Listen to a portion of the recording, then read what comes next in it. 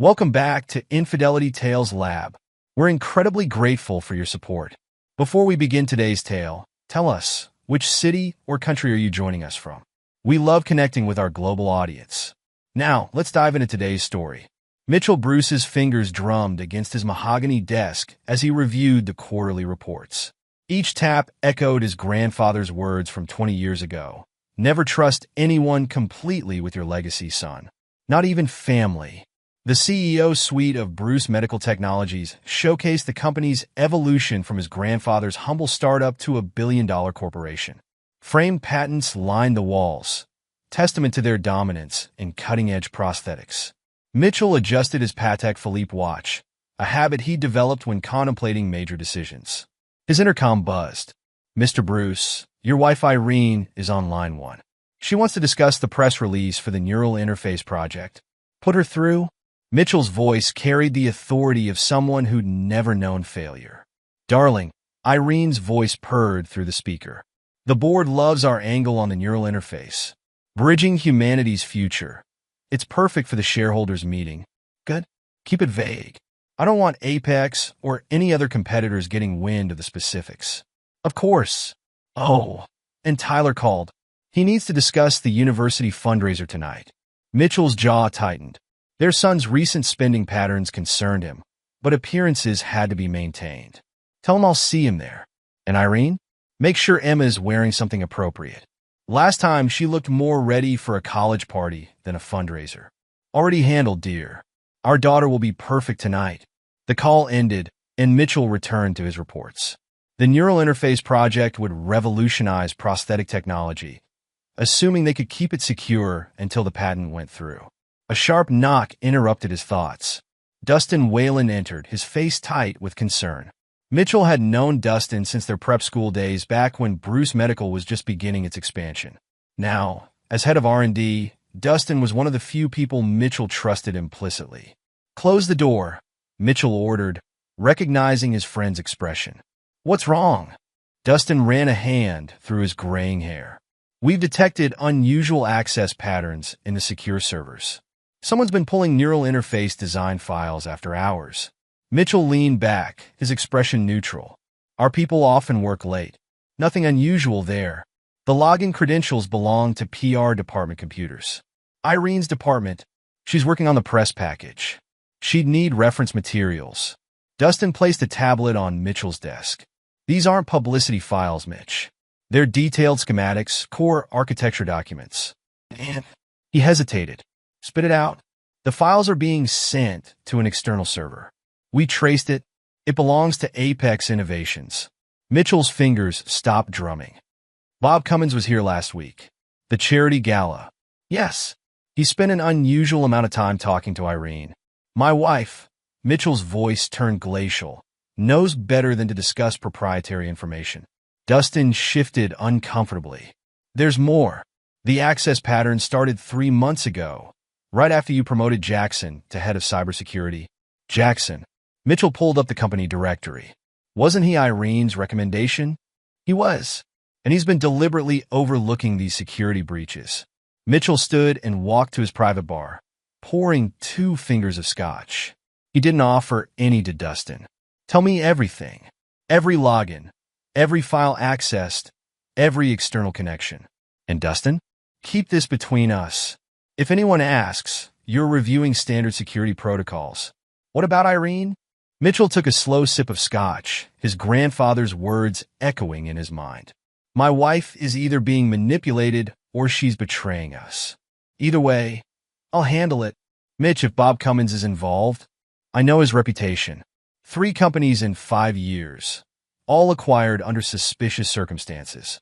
Mitchell's hand tightened on the glass. "All after mysterious technology leaks and internal chaos. Should we alert the board?" "No. For now, we watch and gather evidence. Give Jackson enough rope to hang himself." "And Dustin?" "Have IT quietly duplicate every file in PR servers. I want to know exactly what they're accessing and when." After Dustin left, Mitchell pulled up the charity gala photos on his computer. There, Bob Cummins, CEO of Apex, talking intimately with Irene. His wife's body language screamed familiarity. Mitchell opened his desk drawer and removed a small black device. Years of corporate warfare had taught him to prepare for betrayal. He pressed a button, activating the private investigators he kept on retainer. Surveillance package 4, he spoke into the device. Target, Irene Bruce. Secondary target, Bob Cummins. Full coverage, effective immediately. He replaced the device and turned to his computer, pulling up his family's financial records. 20 years of marriage had taught him to keep certain accounts private. Now, those resources would fund his investigation. The intercom buzzed again. Mr. Bruce, your son Tyler is here. Send him in. Tyler entered, every inch the privileged air in his tailored suit. But Mitchell noted the slight tremor in his hands, the too bright gleam in his eyes. Dad, about tonight's fundraiser. Sit down, Tyler.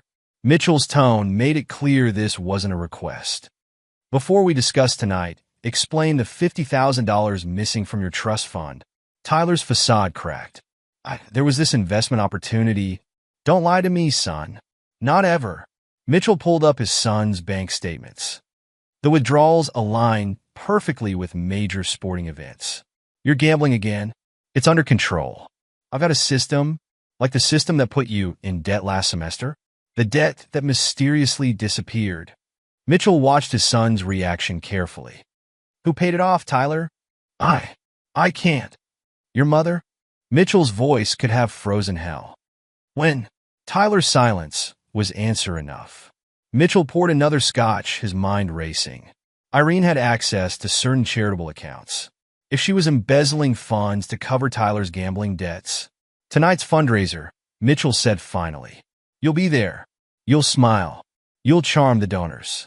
And tomorrow, you'll give me every detail of your gambling debts and your mother's involvement. Every single detail. Dad, please. Those are your options, son. Cooperate, or I freeze every account you have and send you to the rehabilitation facility in Switzerland. The one without internet access or phones. Tyler slumped in defeat. She said if I kept quiet about her meetings, she'd handle everything. Meetings? With her book club. But Emma said. Mitchell's phone buzzed. A text from his private investigators. They've found something already. Go, he told Tyler. Remember what I said about tonight. Alone again, Mitchell read the text. His investigators had tracked Irene's recent credit card activity. Multiple charges at upscale hotels, always during her supposed book club meetings. Mitchell opened his family photo album, studying his wife's face in their recent vacation pictures. 20 years of marriage, 2 children, a shared empire. And she was willing to risk it all. His grandfather's final words came back to him. In business and in life, son, never let betrayal go unpunished. It only encourages more snakes to bite. Mitchell closed the album and made another call. Give me everything on Bob Cummins. His usual methods, his weaknesses, his previous conquests. And find out who else is in my wife's book club. The perfect life he'd built was showing cracks, but Mitchell Bruce hadn't become a billionaire by being merciful to his enemies. If his wife and Bob Cummins wanted to play games, he'd teach them the true meaning of corporate warfare and family loyalty. The university fundraiser buzzed with Silicon Valley's elite, each conversation a potential business deal or social assassination. Mitchell Bruce watched it all from his carefully chosen position near the main entrance, noting every interaction, every whispered exchange.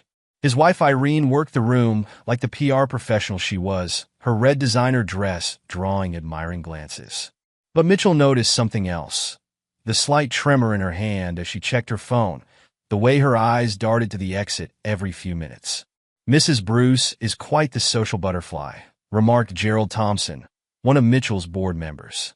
I heard she's spearheading the new charitable initiative with Apex Innovations.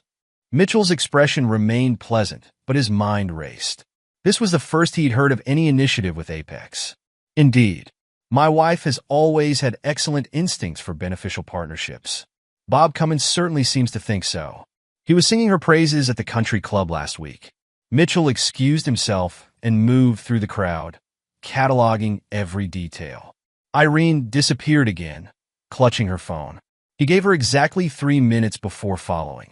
The university's Baroque architecture provided plenty of alcoves and private corners. Mitchell heard Irene's voice from behind a massive Greek column. "Bob, not now. You're being impatient. Yes, tonight's still on. The neural interface specs are almost ready, but we need to be careful." Mitchell's not stupid. Mitchell stayed perfectly still, recording every word on his phone. No, Tyler doesn't suspect anything. The gambling debts were perfect leverage. Emma? She's more observant, but the car handled that. Yes, I'll meet you at the usual place. Midnight. Irene emerged from behind the column, dabbing at her lipstick. She nearly collided with Mitchell. "Darling, I was just powdering my nose." Mitchell smiled, noting the slight smudge of lipstick she'd missed. The acoustics in this building are fascinating, aren't they? You can hear everything so clearly. Irene's smile faltered for just a moment. "I should mingle more." The dean's wife was asking about our donation to the science building. "Of course." "Oh, and Irene? Red isn't really your color tonight." "Too obvious." He watched her hurry away, then texted his investigators. They'd be following her to her midnight rendezvous. Mitchell found Emma by the dessert table, his 17-year-old daughter, looking sophisticated beyond her years in a conservative black dress. But her eyes held a darkness he recognized, the weight of unwanted knowledge. "Walk with me," he commanded softly. They strolled through the university's sculpture garden, away from prying ears. "Tell me about the car," Mitchell said finally. Emma's step faltered. "Dad." "The truth, Emma. All of it." His daughter's composure cracked. "I saw them last week. Mom and Mr. Cummins, leaving the Four Seasons. It was obvious what they'd been doing. When Mom saw me, she tried to play it off as a business meeting. The next day, she gave me this." Emma pulled a key fob from her clutch. Mitchell recognized the BMW logo. She said it was an early graduation present. "Our secret." Emma's voice turned bitter. "I'm not stupid, Dad. I know what hush money looks like." Mitchell took the key fob, his rage ice cold and precise. "Has she given you anything else? Money? Jewelry?" "No. But Tyler, he was in trouble with some bad people. Mom made it go away. And in return, he lies for her.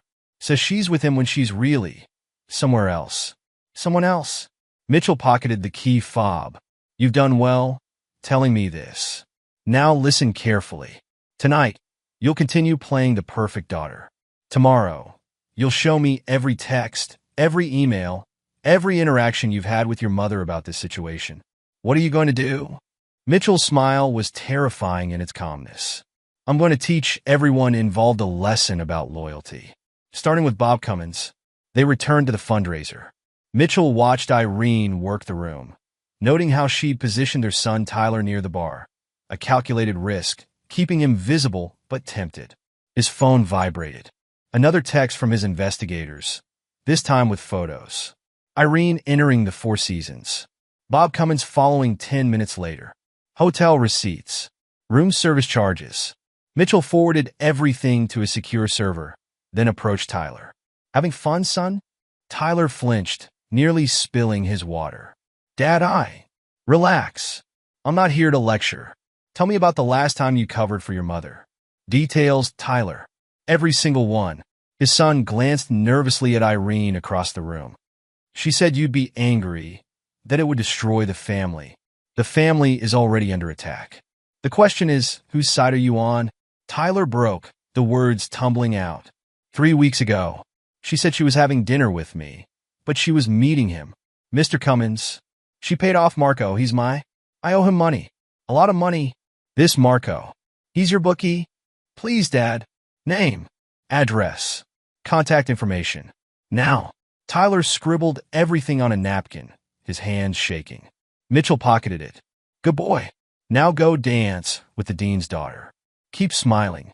Mitchell made another call, this time to his less legitimate contacts. Marco the bookie would be receiving a visit tonight, along with an offer he couldn't refuse. All evidence of Tyler's gambling debts would disappear, under Mitchell's control, not Irene's. The fundraiser continued, a glittering facade hiding rot and betrayal. Mitchell watched Irene check her phone again, no doubt confirming her midnight rendezvous with Bob Cummins. His own phone buzzed. Dustin had found something in the company's servers, proof that someone in PR had accessed confidential files just hours ago. The login credentials belonged to Dina Wells, Irene's assistant. Mitchell remembered Dina, young, ambitious, and completely devoted to Irene. Too devoted, perhaps. He texted his investigators again. Background check, Dina Wells. Priority 1. The pieces were falling into place. Irene wasn't just betraying him personally. She was systematically undermining everything he'd built. Using their children as pawns, stealing company secrets, probably embezzling funds to cover Tyler's gambling debts. And Bob Cummins. Mitchell had underestimated the man's audacity. Seducing the CEO's wife, corrupting his children, planning to steal his company's breakthrough technology. Mitchell's grandfather had taught him well. In business, sentiment was weakness. Loyalty had to be absolute, or it was worthless. He watched Irene laugh at someone's joke, her red dress a splash of blood against the crowd. Midnight approached, and with it her rendezvous with Bob Cummins. Mitchell allowed himself a small, cold smile. Let them play their games. He was already 10 moves ahead, and unlike them, he wouldn't show mercy when checkmate came. The perfect life they tried to destroy would become their perfect nightmare. The morning after the fundraiser, Mitchell Bruce arrived at his office 2 hours earlier than usual. The building was nearly empty, perfect for what he had planned. His investigators' overnight report waited in his encrypted email. Photos of Irene entering the Four Seasons at midnight. Bob Cummins arriving separately. More hotel receipts, room service charges, and surveillance footage. But the real prize was what they'd found on Dina Wells, Irene's supposedly loyal assistant. Mitchell pressed his intercom. Send in Ms. Wells immediately. Dina arrived minutes later, impeccably dressed but nervous. Mitchell let her stand while he reviewed her file. Interesting reading, Ms. Wells. Multiple bankruptcies under different names. A sealed juvenile record. And significant deposits to your offshore account. All coinciding with our neural interface project timeline. Mr. Bruce, I can explain. Yes, you will. Mitchell's voice could have cut diamond. Every detail. Starting with the charitable donation records my wife asked you to alter. Dina crumbled under his stare. Mrs. Bruce said it was for tax purposes. That everyone did it. The exact amounts. Now, $3 million to the Children's Hospital Foundation. But it never arrived. $2 million to the University Research Fund. Same thing. There were others. Mitchell recorded everything, his rage building with each revelation. Irene hadn't just been stealing technology. She'd been systematically looting their charitable foundations. Mrs. Bruce said the money was being reallocated to special projects. Dina continued, her voice trembling. She made me set up the wire transfers through shell companies. These shell companies. Mitchell leaned forward. Did they connect to Apex Innovations? Dina nodded miserably. Not directly. Everything went through offshore accounts first. Mrs. Bruce was very specific about the routing. Mitchell pulled up the company's financial records on his screen. Show me. For the next hour, Dina detailed every fraudulent transaction, every falsified record. Mitchell watched as she exposed the elaborate web of financial deceit his wife had woven. Last week, Dina said, Mrs. Bruce had me prepare documentation showing our neural interface research started after Apex filed their preliminary patents. She's building a paper trail to make it look like we stole their technology instead of the other way around. Mitchell's voice remained deadly calm. Clever. Mr. Bruce, Dina hesitated. There's something else. About your son Tyler's gambling debts. Mitchell's eyes narrowed. Continue. Mrs. Bruce didn't just pay them off. She's been encouraging them, introducing Tyler to specific bookies, ensuring he stays in debt. She needed leverage to keep him quiet about her meetings with Mr. Cummins. The pieces clicked into place. Mitchell remembered Tyler's nervous behavior at the fundraiser, the way Irene had positioned him near the bar. These bookies, Mitchell said. Names. Contacts. Everything you know. Dina wrote quickly, filling several pages with details. Mrs. Bruce has them on retainer. They report directly to her about Tyler's losses. And my daughter, Emma? The car was just the start. Mrs. Bruce has been setting up a trust fund in Emma's name. Offshore, untraceable. She calls it her insurance policy. Mitchell's phone buzzed. Another update from his investigators. They'd traced the offshore accounts Dina had identified. The money trail led to a complex network of shell companies, all eventually connecting to Bob Cummins. "Ms. Wells," Mitchell said finally, "you have a choice to make. Continue working with my wife, in which case you'll face federal charges when this explodes. Or cooperate with me, document everything, and receive full immunity plus a generous severance package." Dina's answer was immediate. "What do you need?" "Everything. Every email, every document, every conversation. You'll report directly to me. Irene must not suspect anything has changed." After Dina left, Mitchell called his most trusted lawyer. "Start the paperwork. I want everything ready: divorce filings, criminal complaints, forensic audits.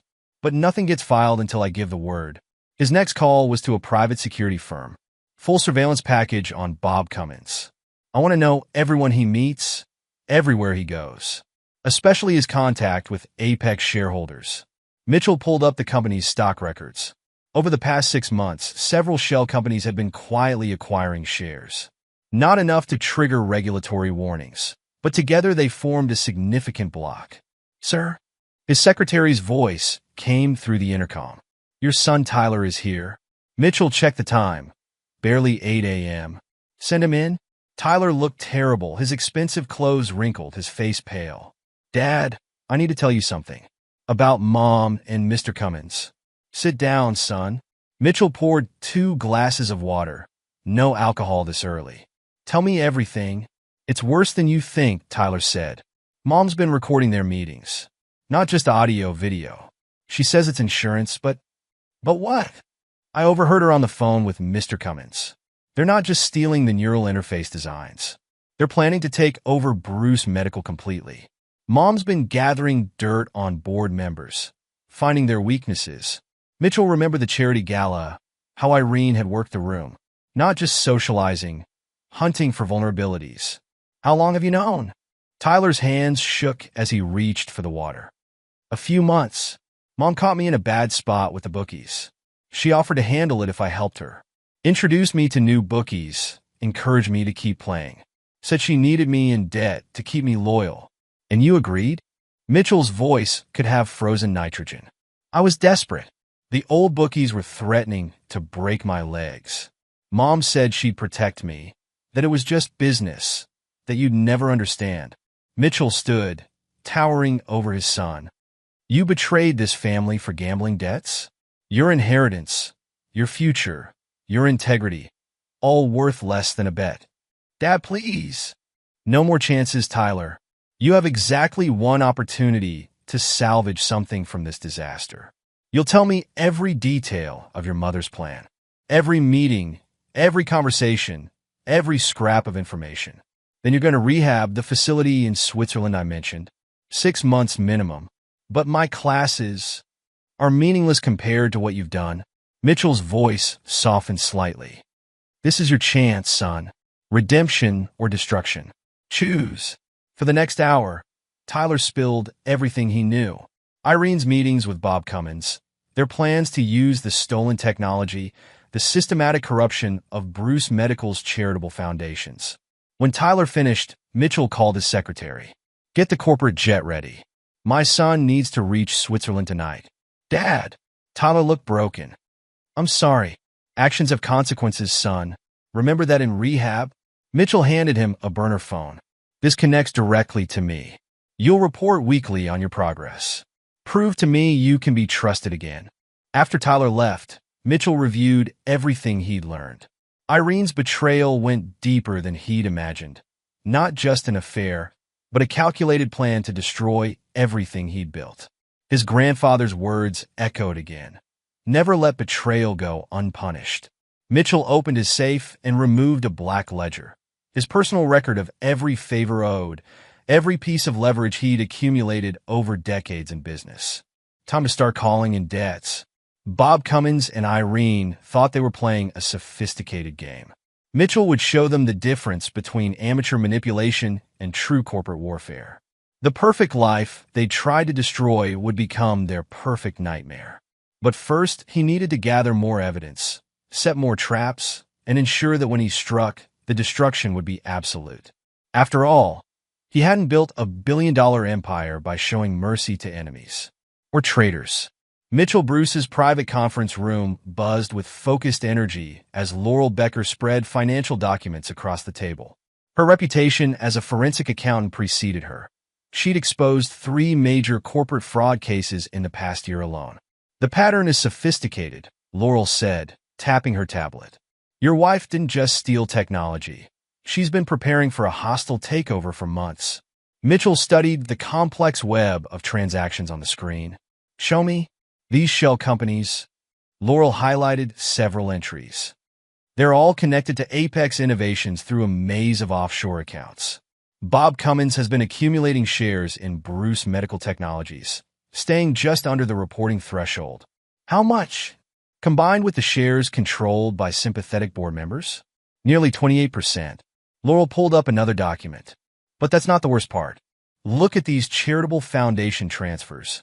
Mitchell's jaw tightened as he saw the numbers. The neural interface research funding, diverted through multiple accounts, then used to finance the share purchases. Mrs. Bruce has been using your own money to fund the takeover. The door opened, and Rick Carney entered. Mitchell's old college roommate had traded his fraternity letters for an FBI badge years ago. Now he carried a thick file stamped confidential. Bob Cummins isn't just a corporate raider, Rick said, dropping the file on the table. He's a predator with a pattern.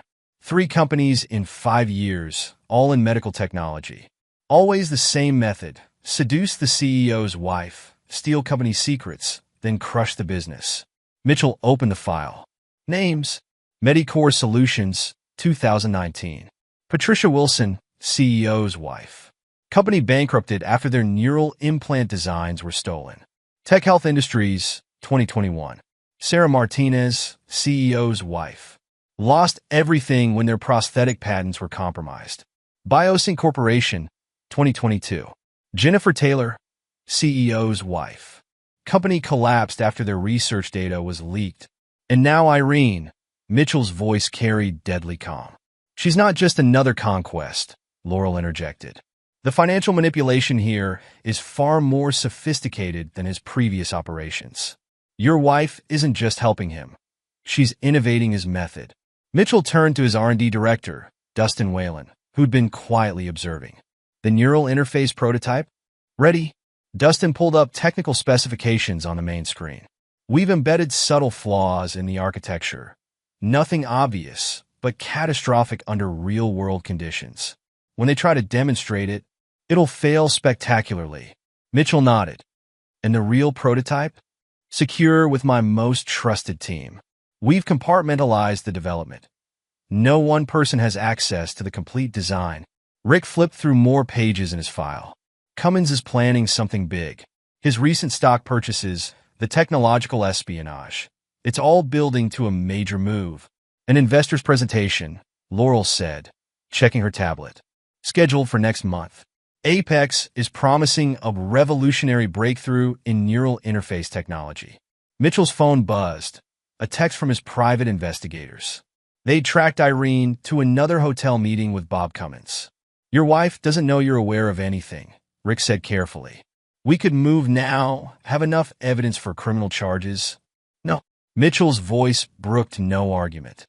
That's what they're expecting, an emotional response, a rush confrontation. We do this my way. He stood and walked to the digital display, studying the web of connections Laurel had mapped. Dustin, leak the flawed prototype through the usual channels. Make sure Irene's department has access. They'll steal it immediately. Exactly. Meanwhile, Rick, I want everything on Bob's previous victims. Not just the corporate stats, personal details.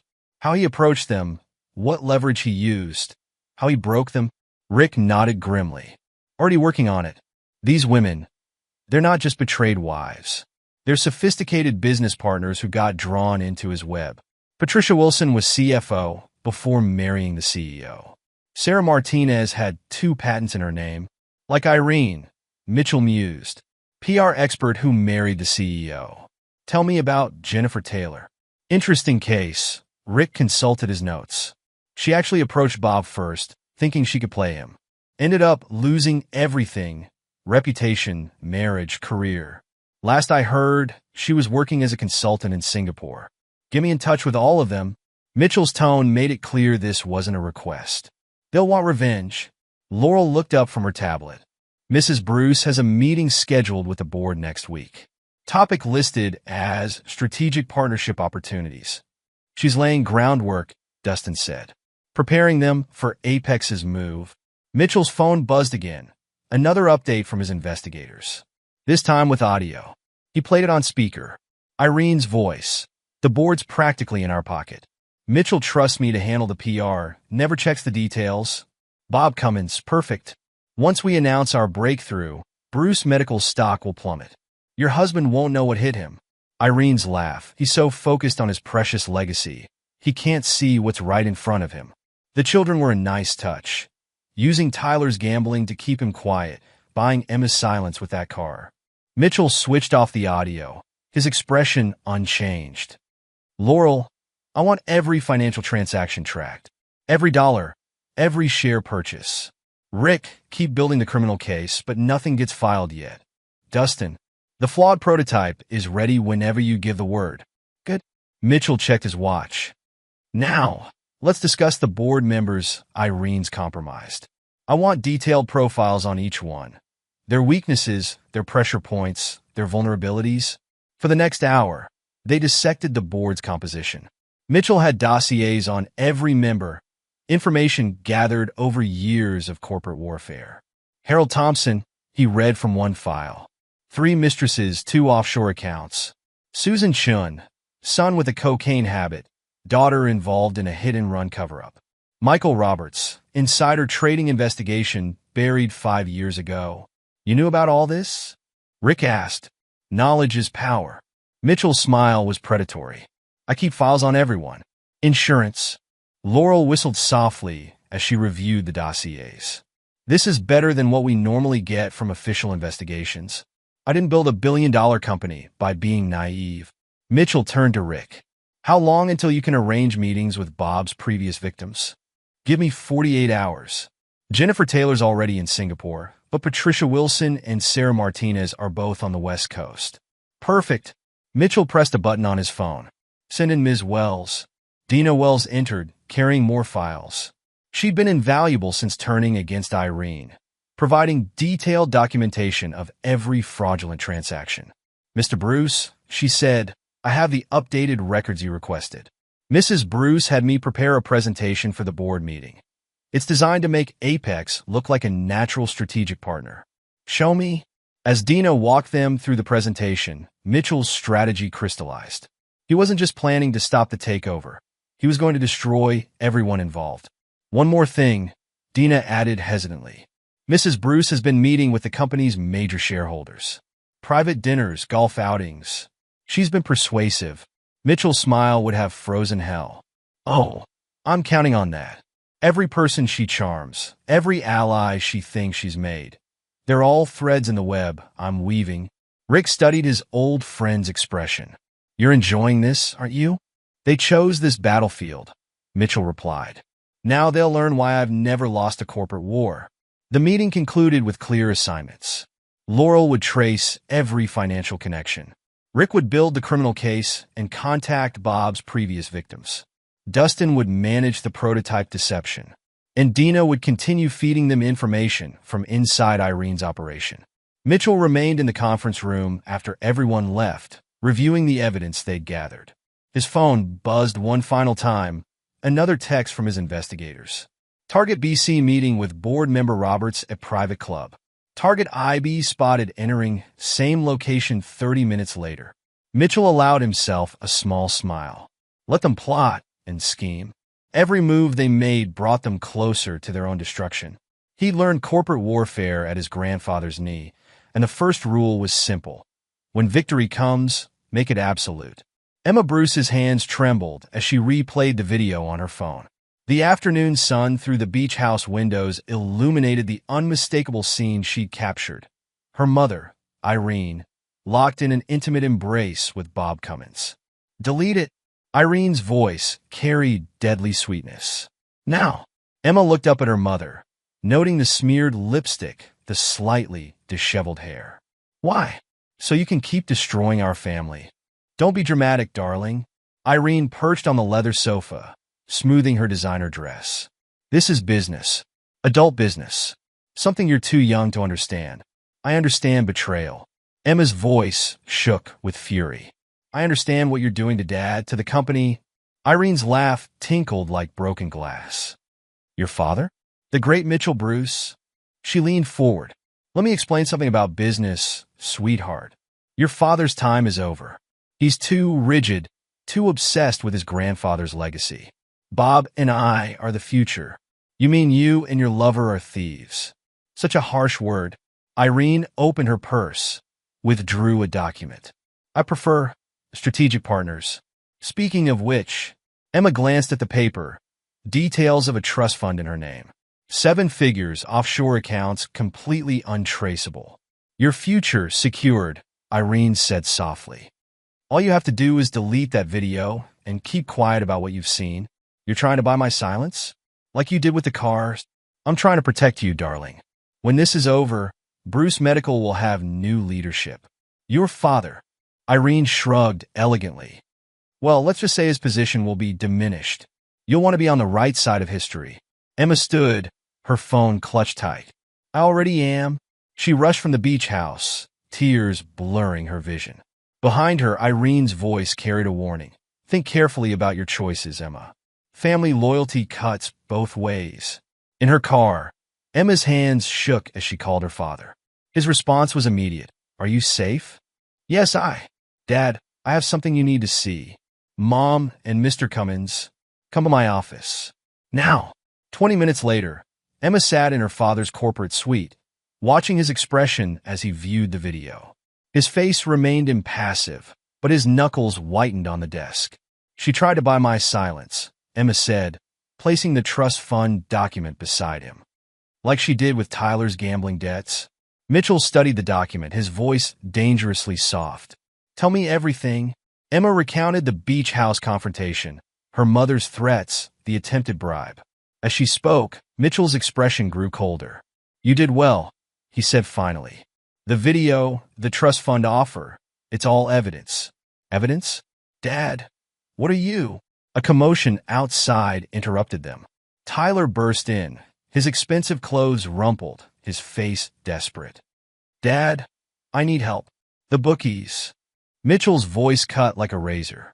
More gambling debts? It's not my fault. Mom said she'd handle it. But now they're threatening to break my legs unless I pay $200,000 by midnight. Emma watched her father stand, towering over his son. Your mother promised to handle it? She said as long as I helped her with Mr. Cummins. Helped how? Tyler's words tumbled out. Alibis for hotel meetings, covering her absences, lying to their father. Each revelation made Mitchell's expression harder. Please, Dad, Tyler begged. I know I messed up, but you betrayed this family for gambling debts. Mitchell's voice could have frozen flame. Your sister showed courage, integrity. You showed weakness. Mom said it was just business. That everyone does it. Everyone. Mitchell pressed a button on his phone. Send in Mr. Santiago. A broad-shouldered man in an expensive suit entered. Emma recognized him, their father's head of security.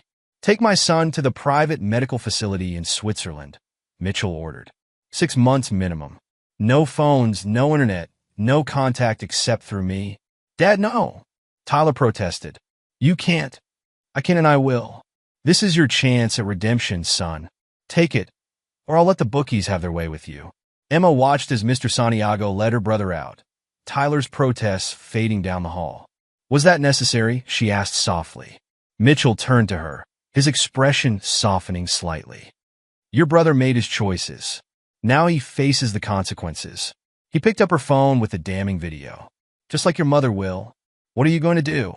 Protect this family. The real family. The ones who understand loyalty. He studied her face. You've shown strength, Emma. Unlike your brother, unlike your mother, you chose integrity over expedience. Emma felt tears threatening again. It hurts, Dad, seeing her like this. I know. For a moment, his mask slipped, showing a glimpse of pain. Then it hardened again. But we are Bruces. We don't break, we don't bend, And we never forget betrayal. His phone buzzed. Another message from his investigators.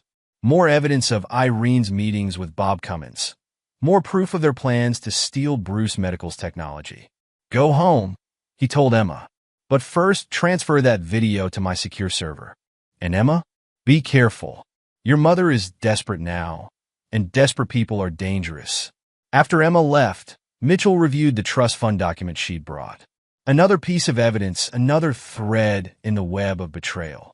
His phone buzzed again, this time a message from Dustin. The flawed prototype was in place, ready to be discovered by Irene's department. Everything was proceeding according to plan. Let them think they were winning. Let them grow confident in their schemes. Midnight would strike soon enough. The investors' presentation hall hummed with anticipation.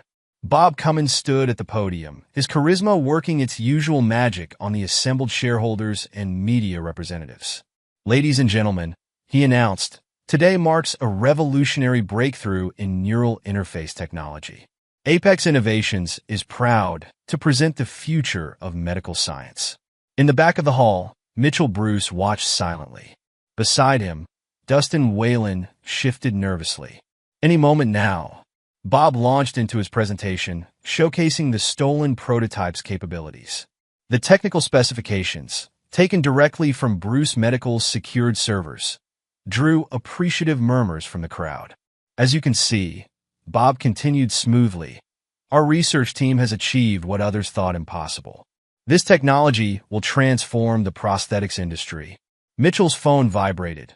A text from his investigators. Target IB preparing press release claiming corporate espionage by Bruce Medical. Right on cue, Irene rose from her seat in the front row, her designer's suit immaculate, her smile practiced perfection. Mr. Cummins, can you address the rumors that Bruce Medical Technologies is developing similar technology? Bob's rehearsed response came smoothly. Any similarities would be because they've been monitoring our research. In fact, we have evidence suggesting corporate espionage on their part. Dustin's tablet lit up with alerts. The flawed prototype was activating, its carefully engineered defects beginning to manifest. Would you like to demonstrate the interface's capabilities? Irene asked sweetly. Of course. Bob gestured to his technical team. Let's show everyone exactly what this breakthrough can do. Mitchell's lips curved in a predator smile as the demonstration began. 3, 2, 1. The prototype sparked violently. Error messages flooded the display screens. The neural interface's fundamental flaws emerged catastrophically. Smoke rose from the testing unit as safety alarms blared. Minor technical difficulties. Bob attempted to maintain his composure. If we could just... Another surge of errors. The prototype's safety protocols failed completely, causing a cascade of system failures. The assembled investors shifted uneasily in their seats. Mr. Cummins, a major shareholder, stood up. Are you saying this technology is ready for medical applications? Before Bob could respond, more alarms triggered. The technical team scrambled frantically, but every attempted fix only revealed more critical flaws in the system. Mitchell watched from the back, noting how Irene's confident smile had frozen. Her fingers flew over her phone, no doubt trying to salvage their carefully orchestrated plan. Perhaps, Mitchell's voice carried clearly through the chaos. Apex Innovation should focus on proper research and development instead of stealing flawed prototypes. The room fell silent. Bob's face reddened as he recognized Mitchell's voice. Mr. Bruce, are you suggesting? I'm not suggesting anything. Mitchell strode forward, his presence commanding attention. I'm stating facts. That prototype was stolen from Bruce Medical Technologies. Though I must thank you for demonstrating its security features so dramatically. Dustin stepped forward with his tablet. The neural interface you're attempting to demonstrate contains proprietary failsafe protocols. Protocols that activate when unauthorized users attempt to replicate our technology. Irene stood quickly. These are baseless accusations.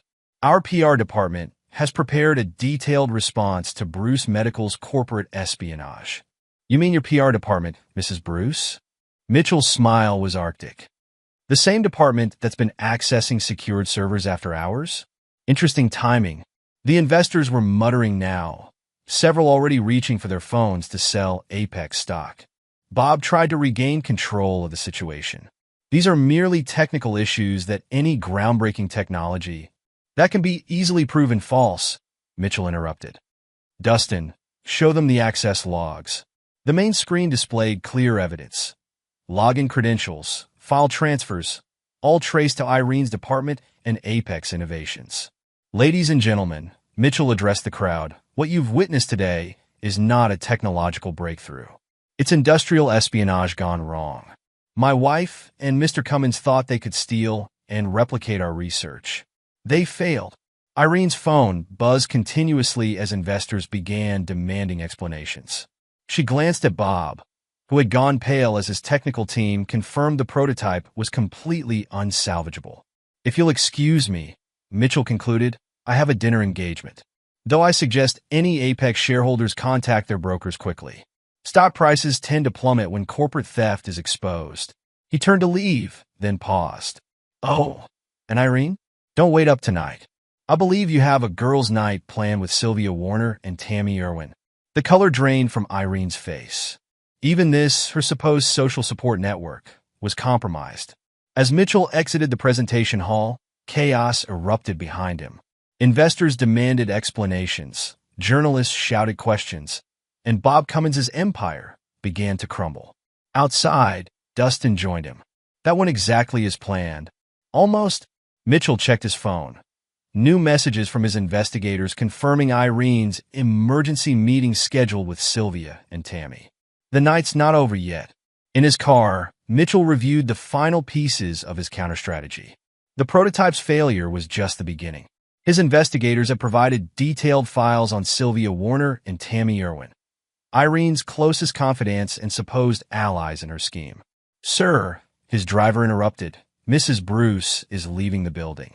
She appears to be heading to the Westbrook Country Club. Follow her. Maintain distance. Mitchell's phone lit up with updates. Apex's stock was already dropping. Bob Cummins was facing an emergency board meeting. And Irene, she thought she was heading to meet her co-conspirators for damage control. Instead, she was driving straight into the next phase of Mitchell's plan. The perfect life she'd tried to destroy was about to become her perfect nightmare. But that would be a story for another time, another act in this corporate tragedy. For now, Mitchell Bruce sat back in his car's leather seats, watching his wife's vehicle navigate through traffic, knowing that every turn brought her closer to her own destruction. The game had changed indeed, but not in the way she'd planned. Mitchell Bruce meticulously arranged the items on the kitchen table. Irene's platinum wedding ring, freshly printed divorce papers, and a black USB drive. Each object represented 20 years of marriage destroyed by betrayal. His phone buzzed with updates from his surveillance team. Target IB leaving Westbrook Country Club with SW and TI intoxicated. ETA 25 minutes. Perfect timing. Mitchell activated the house's security systems, ensuring every camera would record what was about to unfold. The digital displays throughout the house came alive, ready to play their part in tonight's performance. At precisely 3 a.m., headlights swept across the driveway. Laughter filtered through the security feed. Irene, Sylvia Warner, and Tammy Irwin, returning from their girls' night. Are you sure about tomorrow's board meeting? Sylvia's voice carried clearly through the monitoring system. Everything's arranged, Irene replied, her words slightly slurred. Once Bob announces the neural interface breakthrough, Mitchell won't know what hit him. And the children? Tammy asked. Handled. Tyler's gambling debts keep him in line, and Emma's trust fund will buy her silence. It's perfect. Mitchell watched through the cameras as Irene bid goodbye to her friends and entered the house. She stumbled slightly, catching herself on the doorframe. Her laughter died when she saw the items arranged on the kitchen table. Cute threat, she called out, her voice echoing through the empty house.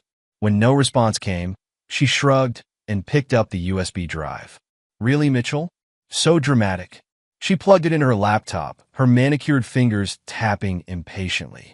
The screen flickered to life. The first video began playing, footage from their daughter's graduation 3 months ago. Irene watched herself slip away from the ceremony, meeting Bob Cummins behind the auditorium. Their embrace left no doubt about their relationship. Amateur surveillance, Irene muttered, but her hand trembled as she reached for her wine glass. The next clip showed her entering various hotels over the past 6 months, Bob following minutes later. Each scene was time-stamped, documented, irrefutable. More footage played. Irene meeting with board members, making promises, offering bribes. Her sessions with the bookies who held Tyler's debts. The conversation with Emma at the beach house, attempting to buy her silence. Then came the financial records. Every fraudulent transaction, every diverted charitable donation, every offshore account. Laurel Becker's forensic analysis appeared, highlighting the systematic looting of the company's foundations. Irene's face paled as she recognized the extent of Mitchell's knowledge. She grabbed her phone, frantically dialing Bob's number. No answer. The final video began playing. Mitchell appeared on screen, seated in his office. "Hello, Irene." His recorded image spoke with cold precision. "By now you've realized that your plan to destroy me has failed. Every betrayal, every manipulation, every theft. I've known about them all." Irene's hands shook as she poured more wine. "You and Bob thought you were so clever," Mitchell's recording continued. "Using our children as pawns, stealing company secrets, preparing for a hostile takeover. But you forgot something crucial about me, Irene. I never lose." The video displayed evidence of Bob's previous victims: Patricia Wilson, Sarah Martinez, Jennifer Taylor. Their testimonies about his methods, their ruined lives. "Check your phone," the recording instructed. As if on cue, Irene's phone exploded with notifications. Breaking news alerts about Apex Innovations stock collapse. SEC investigations announced. FBI raids in progress. Bob Cummins arrested on multiple charges of corporate espionage. One headline screamed. Bruce Medical Technologies files billion-dollar lawsuit against Apex Innovations, declared another. Charitable foundation fraud exposed. Prominent socialite named in federal investigation. Irene's wine glass slipped from her fingers, shattering on the floor. More alerts flooded in. Her personal accounts frozen, credit cards canceled, assets seized. The video continued relentlessly. Your friends, Sylvia and Tammy, have already provided sworn statements about your activities. They were quite eager to cooperate once they saw the evidence. It seems loyalty can be bought and sold quite easily in your social circle. Irene stumbled to the kitchen table, staring at the divorce papers. Every page detailed her infidelity, her crimes, her manipulation of their children. You taught our son to gamble, enabled his addiction to control him. Mitchell's voice was pure ice. You tried to buy our daughter's silence with cars and trust funds. You betrayed not just me, Irene, but our entire family. The final documents appeared on screen. Federal indictments, regulatory investigations, civil lawsuits. Everything needed to destroy not just her marriage, but her entire life. Your choice now is simple, Mitchell concluded. Sign the divorce papers, cooperate with all investigations, and disappear. Fight, and I'll ensure every criminal charge, every financial penalty, every social humiliation falls squarely on you. Bob won't help you.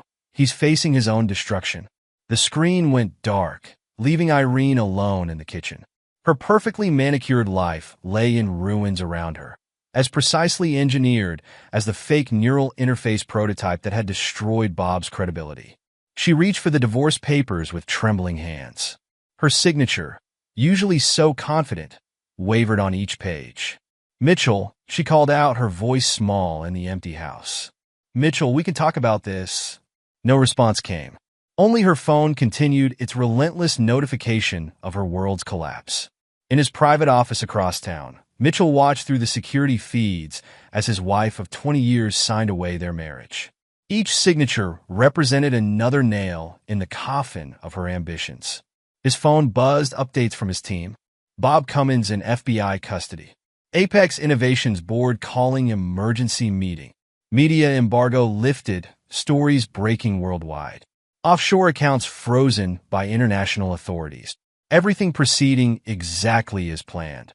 The trap he'd laid so carefully had sprung perfectly, catching all his enemies in a single, devastating strike. Mitchell poured himself a measure of scotch, watching as Irene finally broke down at the kitchen table, her carefully constructed facade crumbling like the empire she'd tried to steal. He'd learned corporate warfare at his grandfather's knee, and the first lesson had been simple. When you strike at enemies, leave them no chance of recovery. Tonight, midnight had struck for Irene and Bob. Their perfect plan had become their perfect destruction. And Mitchell Bruce had reminded everyone why he'd never lost a corporate war. The following days brought a cascade of destruction so precise it could only have been orchestrated by a master strategist. Mitchell Bruce's counterattack unfolded across multiple fronts, each blow calculated for maximum impact. At Apex Innovation's emergency board meeting, Bob Cummins faced his own directors via video link from federal custody. The evidence Mitchell had provided was damning. Not just the current corporate espionage, but a pattern spanning years. Mr. Cummins, the board chairman's voice dripped contempt, explain how our company's flagship product is nothing but stolen, defective technology. There's been a misunderstanding. Bob attempted his usual charm. The prototype's issues are merely technical glitches. Technical glitches? A board member interrupted, waving financial reports. Our stock has dropped 60%. Shareholders are filing lawsuits. The SEC has frozen our accounts. On multiple screens, evidence mounted. Detailed documentation of Bob's previous corporate raids, testimony from former victims, proof of systematic technology theft. Patricia Wilson sends her regards. Mitchell's voice came from the doorway as he entered the boardroom. As do Sarah Martinez and Jennifer Taylor. Your previous victims were quite helpful in establishing your pattern of behavior. Bob's face drained of color. You can't prove. Actually, I can. Mitchell nodded to Laurel Becker, who began displaying forensic financial records. Every transaction, every shell company, every stolen piece of technology. Your entire methodology, exposed. The board watched in horror as their CEO's criminal empire unraveled. Mitchell's evidence was comprehensive, irrefutable, and devastating. Across town, a similar scene played out at the SEC's regional office. Irene sat with her hastily hired lawyers as investigators presented proof of her charitable foundation fraud. Mrs. Bruce, the lead investigator, consulted his files. Can you explain these discrepancies in the foundation's accounts?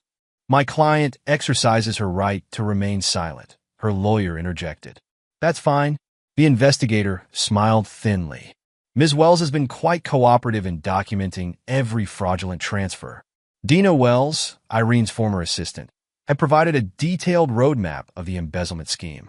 Each foundation, each offshore account, each false record, all meticulously documented. The media feasted on the scandal. Headlines screamed, Apex CEO arrested in massive corporate espionage case. Socialite wife implicated in foundation fraud. Bruce Medical Technologies reveals corporate raid attempt. But Mitchell's masterstroke targeted their social standing. Evidence emerged of how they'd manipulated his children, using Tyler's gambling addiction, attempting to buy Emma's silence. She encouraged it. Tyler testified from his rehabilitation facility in Switzerland. Mom introduced me to bookies, made sure I stayed in debt. Said it was insurance to keep me quiet about her affair. Emma's recorded confrontation with Irene at the beach house went public, showcasing a mother attempting to bribe her own daughter's silence with a trust fund. The social fallout was immediate. Former friends fled, terrified of being tainted by association. Country club memberships were revoked. Charity boards rushed to distance themselves. Sylvia Warner and Tammy Irwin, Irene's closest confidants, proved especially eager to cooperate with investigators. Irene orchestrated everything, Sylvia testified. She bragged about manipulating her children, stealing company secrets. Said Mitchell was too focused on his grandfather's legacy to notice. Tammy provided text messages, emails, recordings of Irene's boasts about the planned takeover. She said Bob's previous successes were amateur compared to what they had planned for Bruce Medical. The evidence Mitchell had gathered proved devastating in multiple jurisdictions. Federal prosecutors filed corporate espionage charges. The SEC pursued securities fraud investigations. International authorities froze offshore accounts. Civil lawsuits mounted from shareholders and foundations. Bob Cummins watched his corporate empire implode from a federal detention center. His previous victims filed their own lawsuits, encouraged by Mitchell's legal team. Apex Innovations' board voted to remove him as CEO. The company's stock became virtually worthless as investors fled and partners canceled contracts. Irene's attempts to spin the story failed spectacularly. Her carefully cultivated social media presence became a liability as old posts contradicted her current claims. Her lawyer attempted damage control. My client was manipulated by Mr. Cummins. Mitchell's legal team responded with evidence of Irene's active participation, her systematic corruption of foundation accounts, her calculated exploitation of their children. Mrs. Bruce was not a victim, they stated. She was an architect of this scheme, using her position as both corporate officer and mother to facilitate fraud. The offshore accounts she'd established proved especially damaging. International prosecutors traced millions in embezzled charitable donations, all carefully hidden through shell companies. Even her social circle abandoned her. Former friends deleted photos, removed tags, erased all evidence of their association.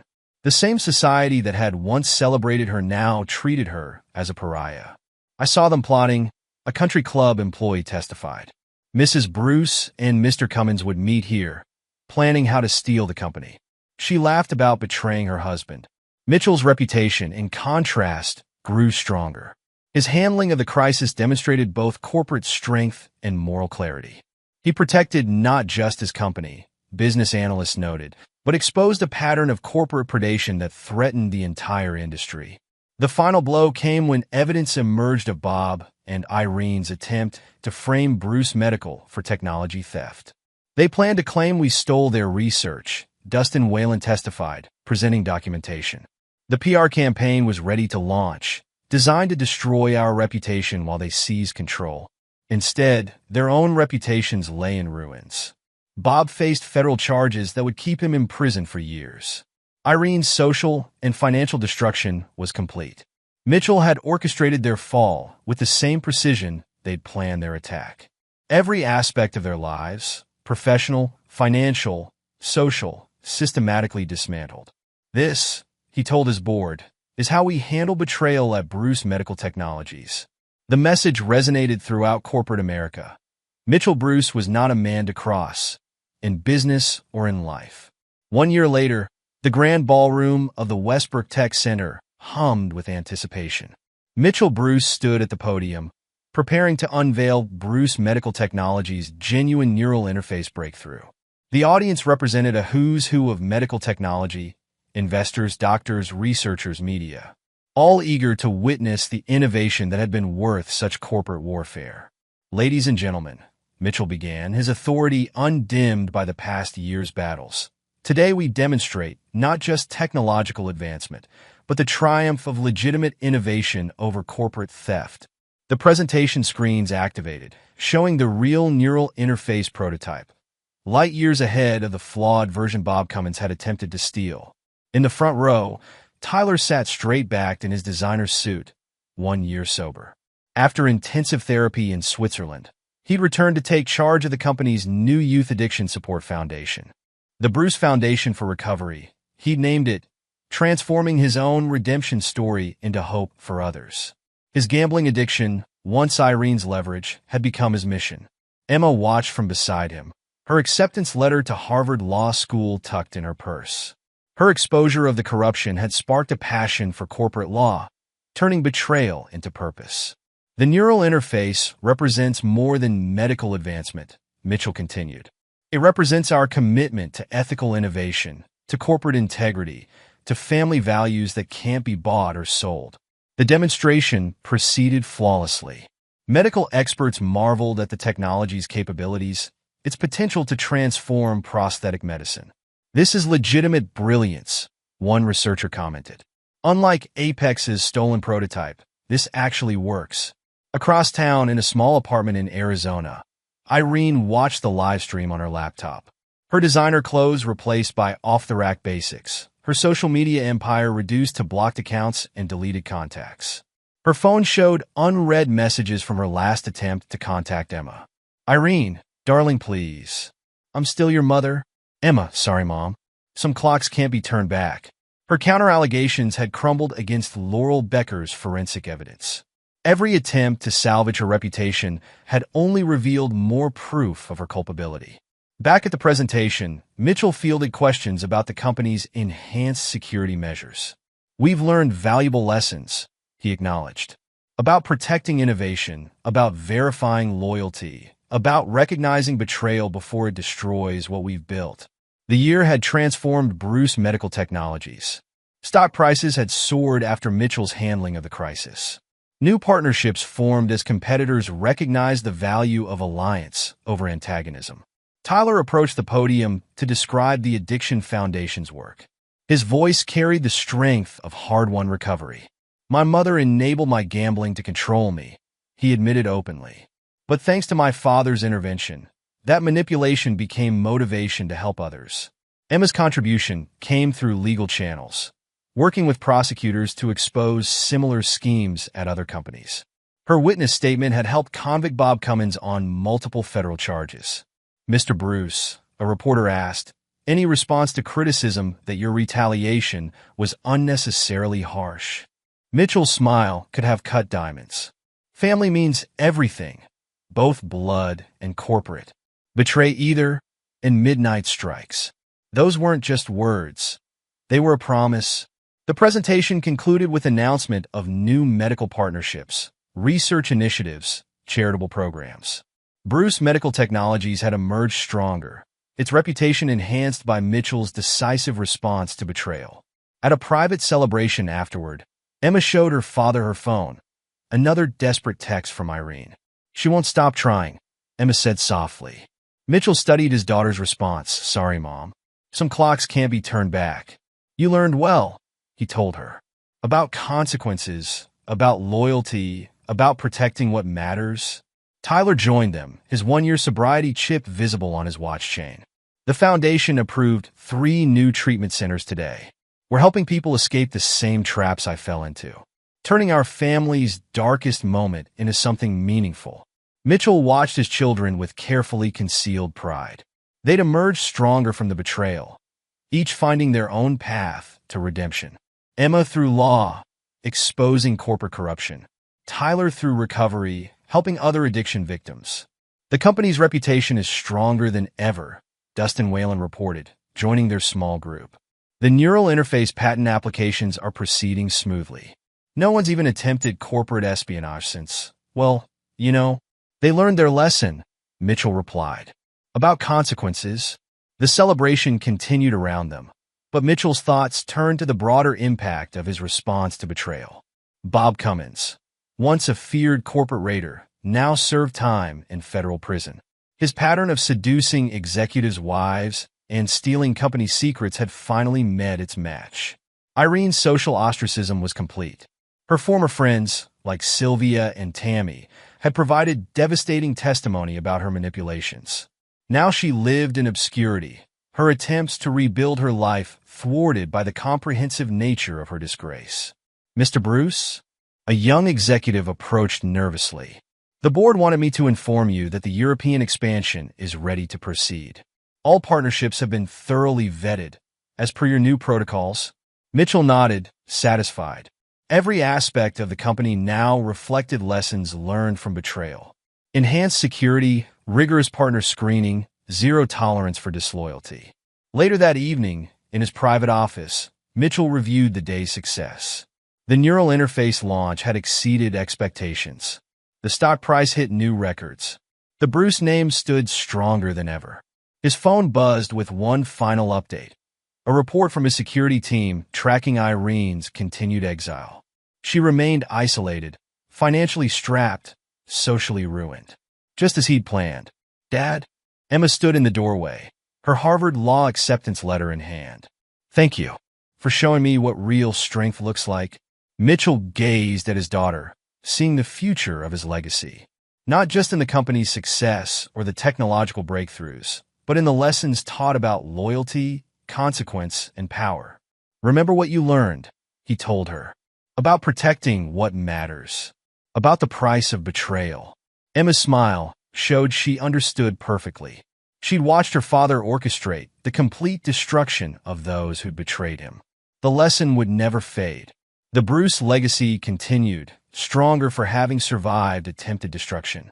Mitchell had proven that in business and in family, betrayal earned only one response: absolute, uncompromising retribution.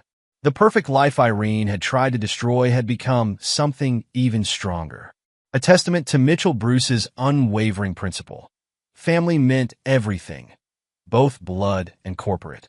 And those who forgot that truth paid the ultimate price. Epilogue: 15 years later. After a decade and a half, the Bruce Medical Technologies betrayal had become more than a corporate scandal. It was a cautionary tale that shaped an entire industry. The consequences of that fateful night, when midnight struck, continued to ripple through lives, careers, and families. The Fallen Queen. Irene Starr's descent from corporate socialite to social pariah had been meticulously engineered by her ex-husband. 15 years later, at 60, she lived in a cramped one-bedroom apartment in Phoenix, working as a receptionist at Desert Smiles Dental for $34,500 a year. Her morning routine never varied. Generic coffee instead of artisanal lattes, bus rides replacing her luxury cars, off-the-rack clothes from discount stores where she once wouldn't have been caught dead. The transformation from elegant PR executive to anonymous office worker was complete. Every attempt to rebuild had met the same systematic destruction. When she applied for PR positions, Mitchell's network ensured her history surfaced. The charitable foundations she defrauded maintained detailed records of her crimes, easily accessible to any potential employer. Ms. Starr? Her young supervisor at the dental office approached her desk. "There's been another complaint about your attitude with patients." Irene forced a smile, remembering when she commanded boardrooms. "I'll do better," but she wouldn't. The bitterness had settled too deep, etched into every line of her once pristine face. Her attempts to reconnect with her children met consistent rejection. To emma.bruce@brucemedical.com. From irenestar72@gmail.com. Subject: Your mother misses you. Emma, please. 15 years is long enough. I'm still your mother. The documentary they're showing about the scandal only tells one side. Give me a chance to explain. Message blocked by recipient. Her last attempt at social rehabilitation had been a memoir proposal, Behind the Bruce Empire: The Truth About My Fall. Every publisher declined. One editor's response was particularly cutting. "While your story is fascinating, publishing your memoir would require fact-checking. The documented evidence of your crimes, particularly your manipulation of your own children, makes your perspective commercially unviable." The Imprisoned Predator. Bob Cummins' fall proved even more spectacular. 15 years into his 25-year sentence at Arizona State Prison Complex, the former corporate raider had become a shell of himself. His dark hair had gone gray, his once commanding presence diminished by prison routine. "Prisoner Cummins," the guard's voice echoed through his cell. "Your appeal hearing results arrived." Bob's hands trembled as he opened the envelope. Fifth appeal denied. The judge's response was scathing. The petitioner's claim of diminished capacity due to corporate seduction compulsion is rejected. The systematic nature of his crimes, particularly the pattern of manipulating executives' wives and destroying companies, demonstrates clear premeditation. His prison routine was a mockery of his former life. 6 a.m. Wake up in an 8x10 cell instead of his penthouse. 7 a.m.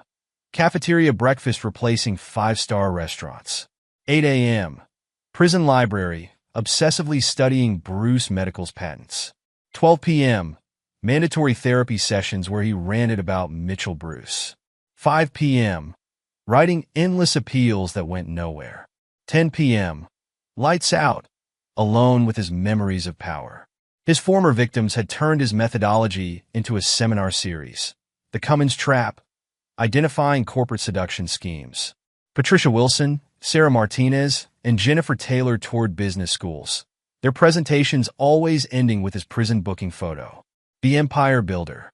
Mitchell Bruce, at 60, had transformed his billion-dollar company into a global medical technology powerhouse. The neural interface technology, protected from Bob and Irene's attempted theft, had revolutionized prosthetic medicine. His new office occupied the top floor of Bruce Medical's 100-story global headquarters in San Francisco. The view encompassed not just the bay, but the legacy he'd built on the ashes of betrayal. "Mr. Bruce?" His executive assistant's voice came through the intercom. "The quarterly numbers are ready." The financial report told a story of dominance. Market capitalization, $500 billion. Neural interface division revenue, $85 billion annually. Research and development budget, $20 billion. Charitable foundation assets, $30 billion. Global employees, 150,000. Patent portfolio, 15,000 plus active patents. But Mitchell's true satisfaction came from the other reports, the ones tracking his former wife and her lover's continued demise. His security team maintained exhaustive surveillance. Quarterly surveillance report. Subject: Irene Starr, former Bruce. Financial status: near poverty. Employment: marginal. Social connections: none. Mental health: deteriorating. Attempted career revivals: all failed. Public reputation: permanently damaged. Subject: Robert Cummins. Prison status: maximum security. Appeal status: all denied. Mental state: obsessive/delusional. Assets: zero, all seized. Professional legacy: case study in criminal behavior. Future prospects: none. The next generation. Emma Bruce, at 42, had become more than just Bruce Medical's chief legal officer. Her Harvard law degree and personal experience with corporate betrayal shaped her into a feared presence in corporate law. Her department's reputation for destroying corporate raiders matched her father's ruthlessness. The Bruce Protocol became standard terminology for aggressive legal defense against corporate espionage. "The SEC report is ready," she informed her father during their weekly meeting. "They're using our case as a template for detecting spouse-involved corporate fraud." Her own family life stood in stark contrast to her mother's betrayal. Married to a federal judge, with 2 children who'd never met their grandmother, Emma had built her life on the lessons learned from Irene's destruction. Tyler Bruce, at 44, had transformed personal weakness into institutional strength. The Bruce Foundation for Recovery, started from his own gambling addiction, now operated 50 treatment centers nationwide. "We understand the mechanisms of manipulation," he told a conference of addiction specialists. "My mother used my gambling to control me. Now we use that knowledge to free others from similar traps." The Foundation's annual report revealed its impact. 50,000 patients treated annually, 85% recovery rate, $500 million annual budget, neural interface therapy integration, research partnerships with top universities, zero contact with Irene Starr. The loyal soldiers. Those who'd stood with Mitchell during the crisis had prospered. Dustin Whalen, though retired from R&D, served as chairman of Bruce Medical's board. His loyalty during the theft attempt had earned him not just wealth, but lasting influence. Laurel Becker's forensic accounting firm had become the gold standard in corporate fraud detection. Her analysis of Irene's financial crimes was required reading in accounting programs. Rick Carney rose to FBI director, his handling of the Bruce case launching a stellar career in law enforcement. His agents still studied the case as a perfect example of corporate crime investigation. Dina Wells, Irene's former assistant turned whistleblower, headed global compliance for a major tech company. Her testimony against her former boss opened doors throughout corporate America. The lasting impact.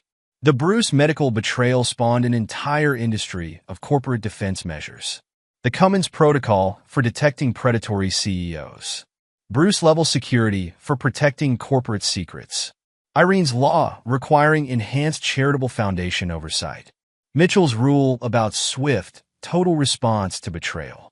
Business schools taught the case study, the Bruce response, when total destruction is the only answer. Corporate lawyers studied Mitchell's methodical dismantling of his enemies. The documentary series Betrayal at Bruce Medical won multiple awards, each new episode revealing fresh details of Irene and Bob's downfall. Their attempts to protest their portrayal only reinforced their pariah status. The final verdict. Mitchell's response to betrayal had become legendary in corporate circles.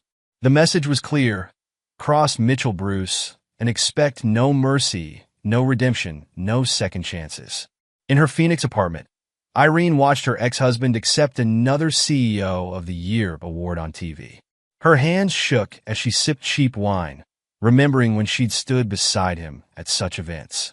In his prison cell, Bob Cummins added another page to his obsessive journal about neural interface technology, his once brilliant mind trapped in endless loops of what if and if only. And in his San Francisco office, Mitchell Bruce reviewed the latest surveillance reports with cold satisfaction. 15 years hadn't dulled his appetite for their continued suffering. If anything, time had proven the wisdom of his approach.